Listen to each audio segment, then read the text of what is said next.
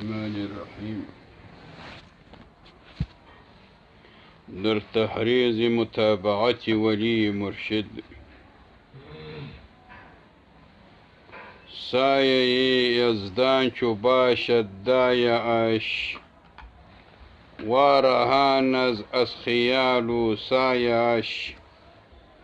سایه یزدان بود بنده خدا مرده این عالم و زنده خدا دامنی او گیر زودتر بیگمان تارهی از دامنی آخر زمان کیف مد الظل نقش اولیاست کو دلیل نور خورشیدی خداست مولانا جلال الدین رومی رحمت الله تعالی علیه مبارک ذکر کړل چې په هر زمانه کې کامل او مکمل اولیاء کرام ستا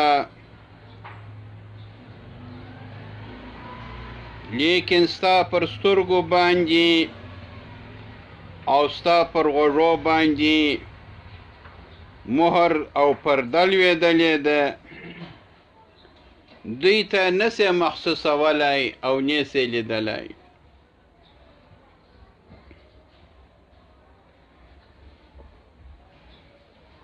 بیا نو د مبارک ذکر کړه نوی عنوان یې کښېښاوه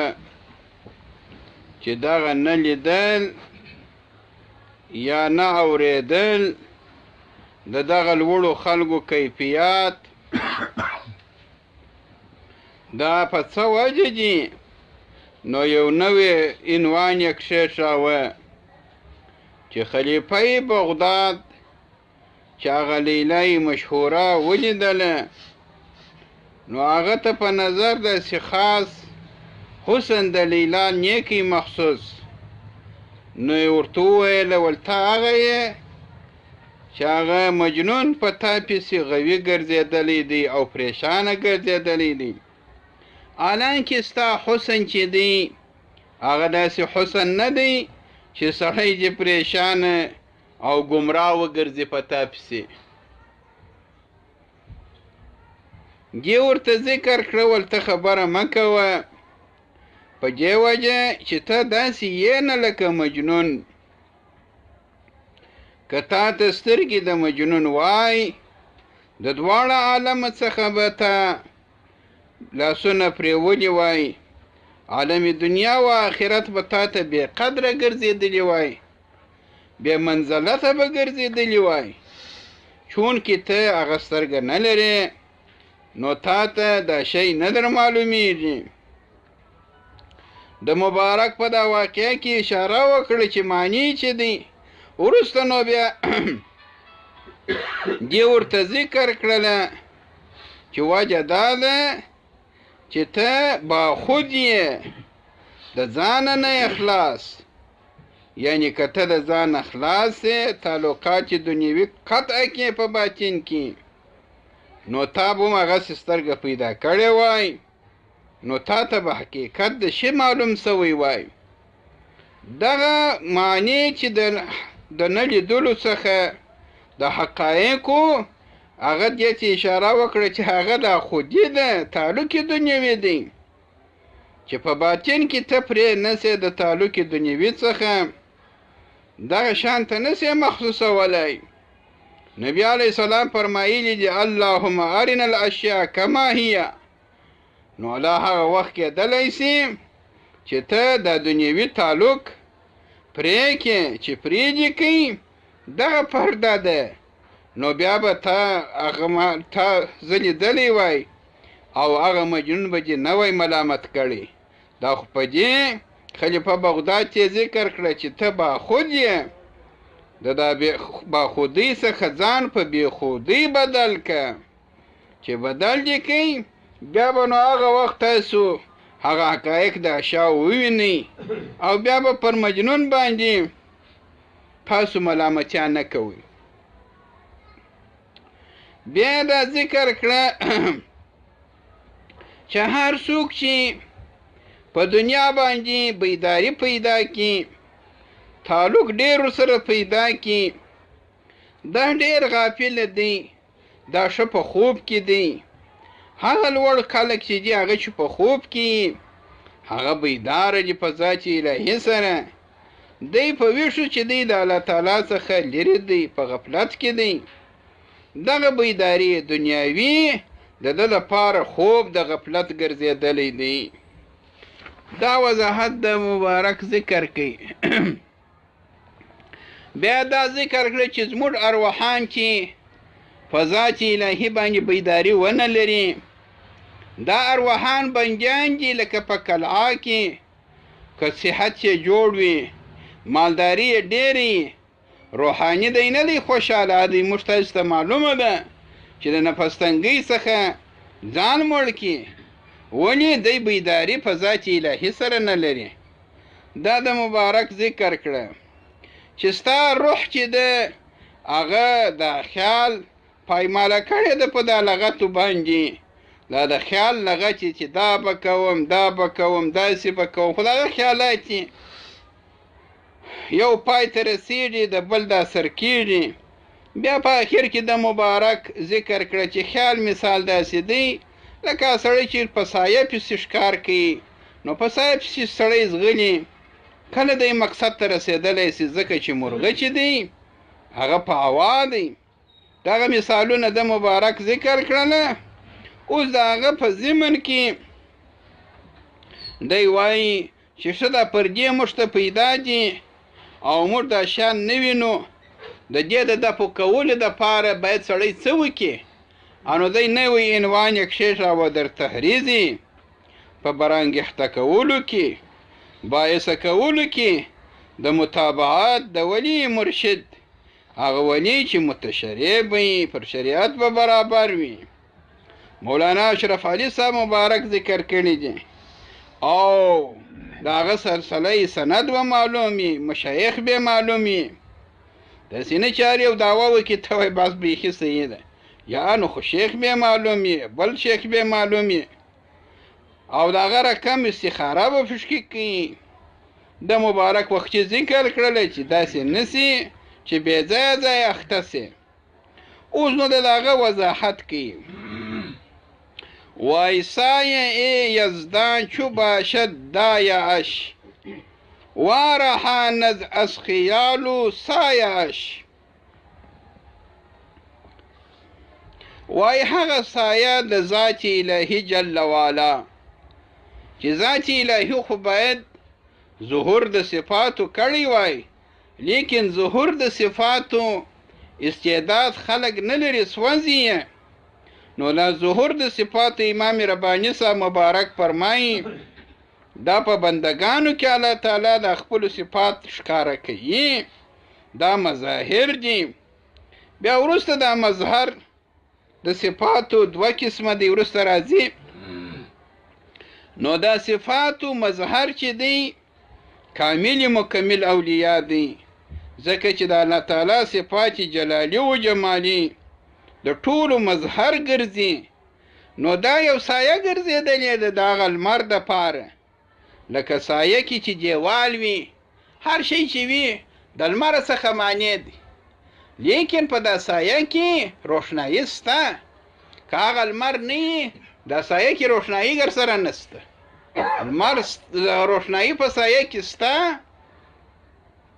په دا سایه کې څه شي سته روښنایي سته لیکن دغه دیوال چې دی دا معنی دی د لمر څخه نو من وجه د لمر څخه استفاده د سړی کولی شي چې په سایه کې ناست شي چې روښنایي ده نو دی مبارک فرمایي چې دغه لوړ اولیاء کرام چې دي دا د الله تعالی د صفاتو مظهر دي دا سایه د یزدان ده ذات الهي جل وعلا دپاره دا سایه ده هغه تجلیات یې درڅه ګرځولي دي چې تاسو وځي لیکن د ده څخه څه شي کولی سي استفاده کولی سي نو سایه ای یزدان چو باشد دایعش وای سایه د ذات الهي جل وعلا چې دایه د انسان وګرځي. دایه خو هغه ته وایي چې دا کوچنی فعالي لکه څنګه چې کوچنی تربیت والا غواړي کنې دا کوچنی خرابېږي چې دایه نه لري، تربیت کننده ونه لري. دغه رنګه هر انسان چې دی معنوي دایه غواړي چې هغه کامل مکمل دی. که هغه نه کې پیدا نو خدای چې په هر آفت کې اخته سو، د آفت دته آفت نه معلومیږي. عسى ان تحبوا شيئا وهو شر لكم. ډېر شیان چې تاسې محبوب بولئ من جن یا د دنیا په اعتبار هغه ستاسې دپاره شر وګرځي. ادا خو چې ته هغه سایه ولرې هغه درته یا دا مه کوه، دا داسې دی، دا هسې دی. نو سایه یزدان چو باشد دایعش وارهانز از خیالو سایعش. دا ستا فالتو خیالات، دا ستا د سایه ښکار چې ته په سایه پسې ځغلې چې زه به دا مرغه ښکار کړم، نو په سایه کې خو مرغه نه ښکارېږي. د مرغه سایه چې ته هر څومره ښکار کې مرغه نه سې ښکارولی. د دغه فالتو خیالاتو د دغه فالتو کوششتو څخه به تا خلاص کړي. خیال خو هغه دی چې په ذهن کې سایه اشاره د خارجي کوشش چې خارجي کوشش څخه او هغه د خیالي کوشش څخه به دی تا خلاص کړي چې د فالتو خیالونه مه وه، د فالتو کوششتونه مه کوه. دا دایه معنوي ده. د خو مبارک ذکر کړه چې د دوی د لیدلو څخه معنی د ستا تعلقات دي، د ستا خیالات دي. دا په چیش سره ایسته کېږي؟ دا په دایه سره ایسته کېږي. ځکه دا دایه چې ده دا سایه یزدان ده. سایه یزدان چو باشد دایعش. د یو چا چې دایه تربیت کننده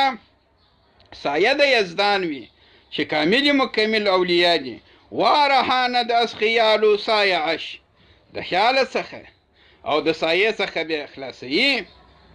نو سایه یزدان بود بنده خدا. اوس وضاحت کوي چې سایه یزدان موږ ذکر کړله، د دې څخه څه شی مراد دی؟ وایي سایه یزدان بود هغه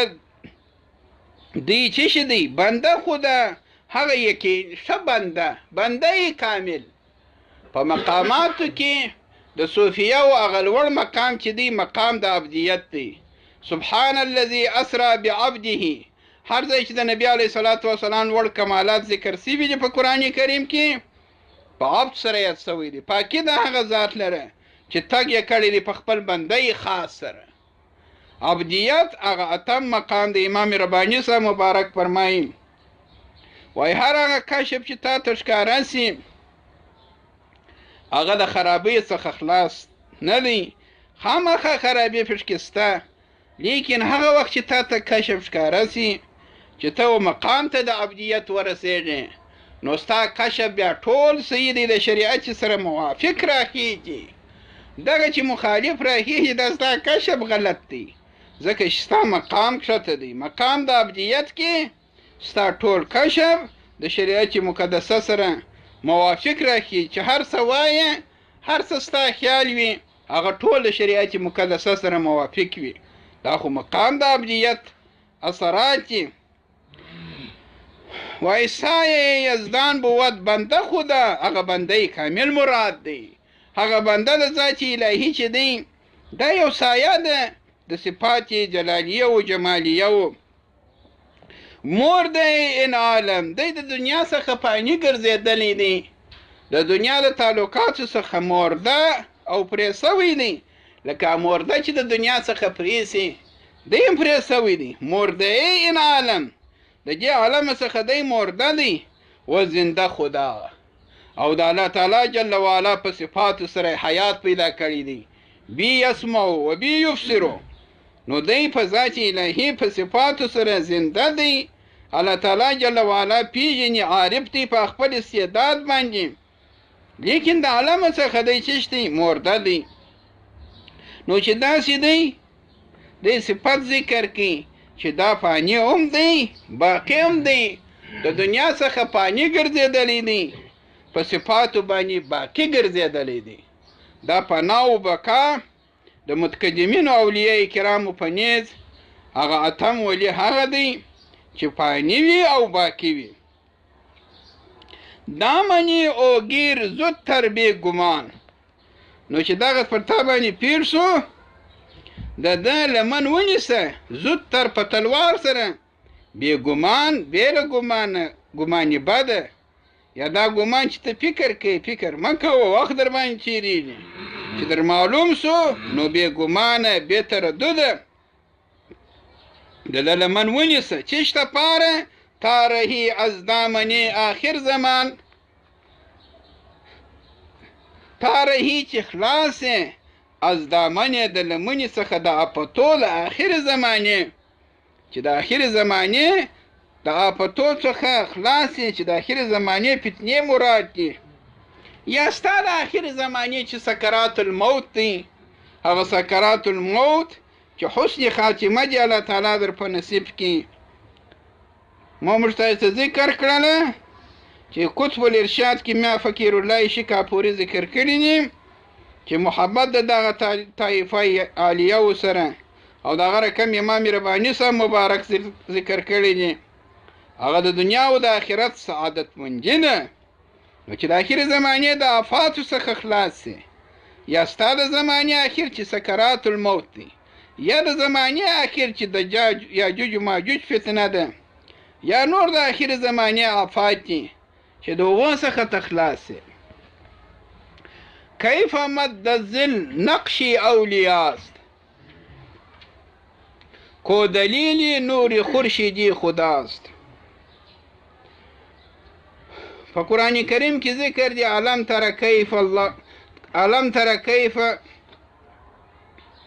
علم تر کیف مد الظل ولو شاء الله لجعله ساکنا ثم جعلنا الشمس عليه دلیلا دا په سورۃ فرقان کې ذکر دی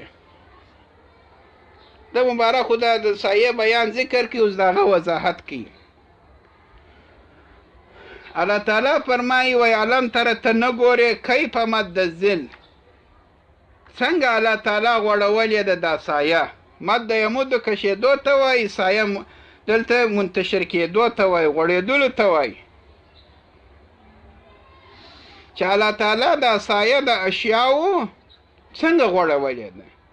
که چیرې الله تعالی اراده وکړي دا سایه خو پورته وکښته کېږي دغه سایه به برقراره په خپل اړ باندې وګرځي ساکنه به وګرځي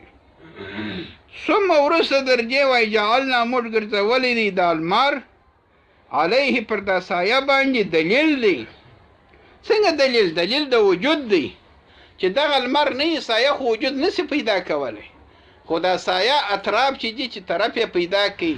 یو طرف بل طرف مخ شا خو دا د چې د لمر په ذریعه سره دا لمر چې دی دا دلیل دی د وجود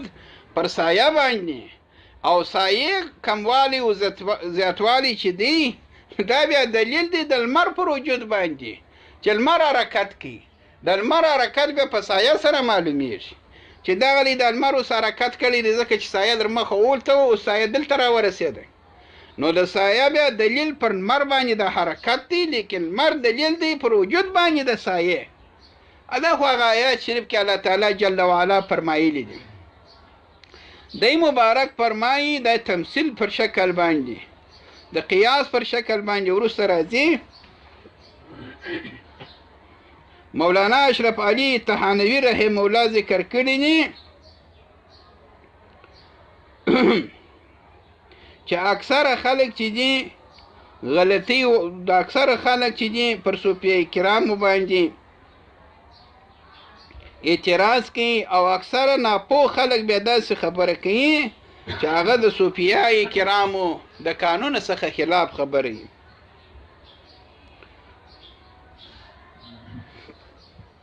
هغه خبره دا ده چې قرآن کریم کې هم دغسې تفسیر هغه ظاهره غلط د قرآن کریم چې دا صوفیه کرام د قرآن کریم داسې تفسیر کوي چې هغه تفسیر بالرای دی ځکه چې په قرآن کریم کې مفسرینو د دغه آیات شریف دغسې تفسیر نه دی کړی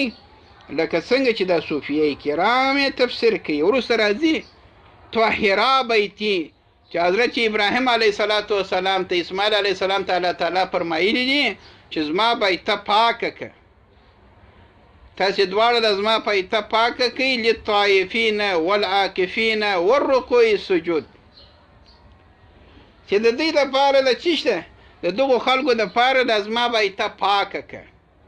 نو دا خو مفسرینو ګره دغه واقعه ذکر کړې ده او دیم دغه،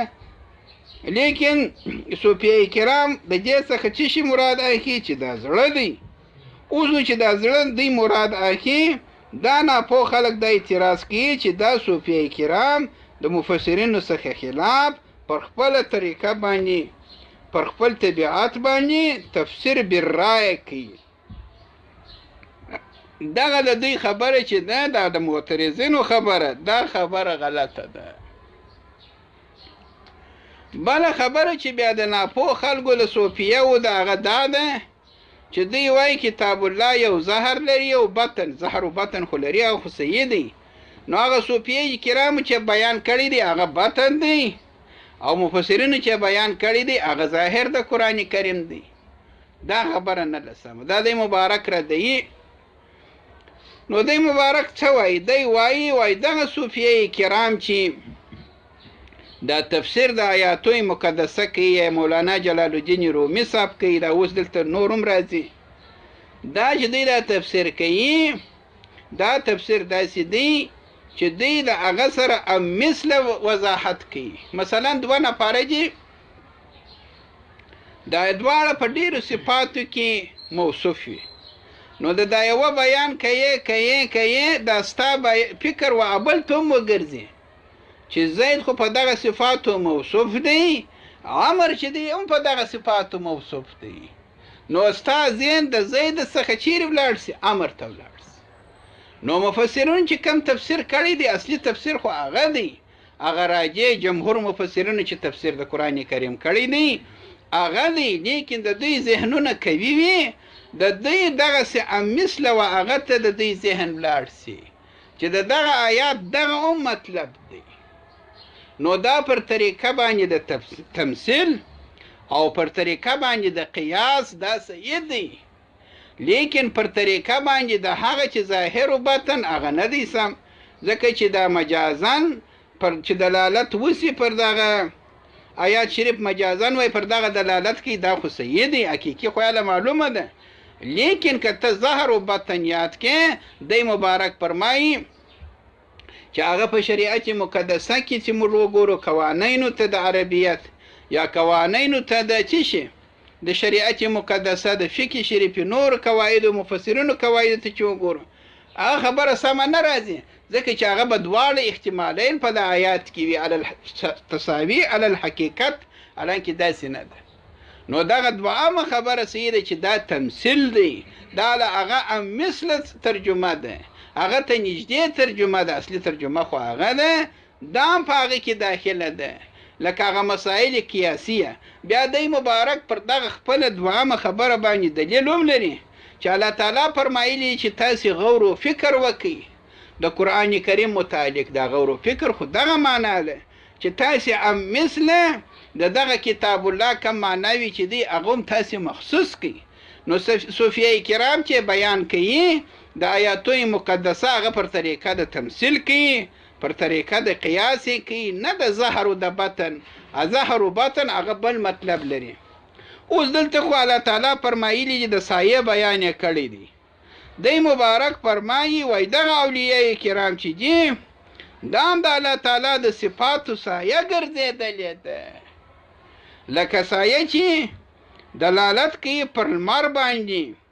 د دوی و کمال ته چې ته وګورې ته به لمر پیدا کړې، د دوی په ذریعه سره څه شي پیدا کېږي؟ لمر پیدا کېږي، ځکه وجود د سایې چې دی هغه په وجه باندې د وجود د لمر دی. وجود د اولیاء کرامو چې دی یو خو عام وجود دی د بندگانو، یو د وجود د اولیاء کرامو دی چې خاص معنوي و موهوبي وجود دی چې مظهر د صفات جلالی و جمالی دی. دغه وجود چې دی دا وجود په وجه باندې د چیش دی؟ د صفاتو دی، صفات اصل دی. نو دا دلالت کوي پر چیش باندې؟ پر اصل صفاتو باندې، د ده څه چې د ده اتباع چې وکړې د ده په اتباع باندې ته اصل ته رسېږې چې هغه صفات دي او د صفاتو څه اصل شیونات دي بیا اعتبارات دي بیا ذات مجرد دی. نو الله تعالی فرمایلی دی کیف مد الظل نقش اولیاس چې الله تعالی فرمایلی دی موږ څنګه دا سایه غوړولې ده د اولیاء کرام شي کو دلیل نور خورشیدی خداست کو دوی چې دی دا دلیل د نور د لمر الهی دی د ذات الهی د لمر د نور دلالت کوونکی دی چې دوی پر هغه باندې څه شي کوي دلالت کوي.